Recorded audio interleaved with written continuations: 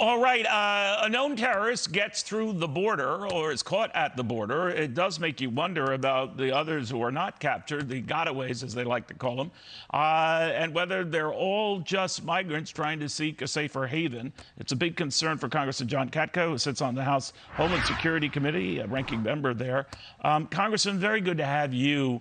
This is a reminder of something I know you've repeated a lot, and that is that you never know who's trying to get through. It was just sheer luck that we got this particular individual, but there are many others we don't, and we can't because there's just a limit. What do you think? Well, the southwest border is an absolute sieve, and the notion that the administration is propounding is that it's just underprivileged people from Mexico and Central America, but the fact of the matter is people from 160 different countries have come across the border, have been seized at the border in the last year since the Biden administration took over. And the terror watch list individual you talked about was not seized at the border. He was let into the country. FBI then alerted Border Patrol that he was on a terror watch list. It took Border Patrol 2 weeks to go and arrest him. And that's the type of things I'm very concerned about is they're so overwhelmed, the Border Patrol, that they can't even, when they know someone's on a terror watch list, it takes them 2 weeks to go and arrest them. It was a miracle that they did, to your point, Congress, it was a miracle that they were able to find him after 2 weeks because he could have been anywhere. But it gets me back sort of this notion of gotaways and the fact that now it could really get out of control, Title 42 or no. How do you envision this whole summer?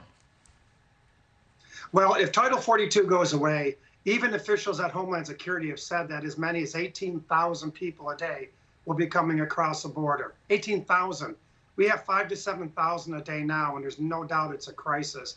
Jay Johnson, the former Homeland Security chief under the Obama administration, said 1,000 a day coming across the border is a bad day. We're at 5,000 to 7,000 a day now, and if Title 42 is gone, it's going to be about 18,000 a day. People are massing at the border, waiting for this to happen. And let's not forget, we have the other incident where an individual plotted to kill President George W. Bush. That's right. And part of his scheme was to smuggle Iraqis across the southern border to help them go after the president. Everyone knows, and the bad guys know, that the border's on fire. 35 people on the terror watch list have been seized.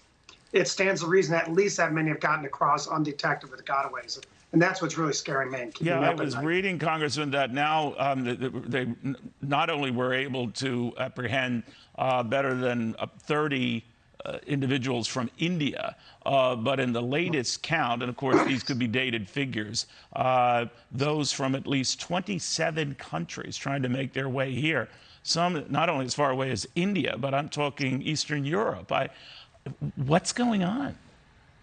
People at the southwest border have been seized from Yemen, from Iran, from Iraq, all these hotbeds of terrorism. So it is not endemic to just our hemisphere. And the bottom line is the bad guys know, and everyone knows, that the southwest border is wide open, and everyone's trying to exploit it. Whether they're trying to exploit it just to find a better life, or whether they're trying to exploit it to do bad things in the U.S., like those on the terror watch list. It's a mix of both, but the bottom line is this administration, by the stroke of a pen on January 20th, when he took over, President Biden, he destroyed security at the southern border, and our country is much less safe because of it. Congressman, thank you very, very much. Congressman John Katko, following these developments here.